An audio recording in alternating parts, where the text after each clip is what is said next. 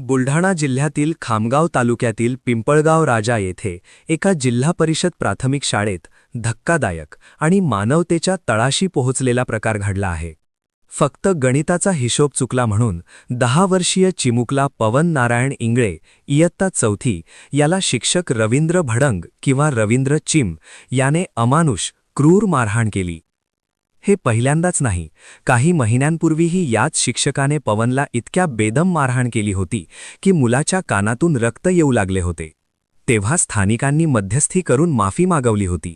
शिक्षकाने पुन्हा कधीच नाही अशी शपथ घेतली होती, पण ती शपथ फक्त कागदावरच राहिली. आज सकाळी शाळेतून घरी परतलेला पवन अचानक चक्कर येऊन जमिनीवर कोसळला. घाबरलेल्या आईवडिलांनी विचारणा केली असता मुलाने रडत रडत सांगितले, शिक्षकाने लोखंडी पट्टीने, हाताने, पायाने बेदम मारहाण केली.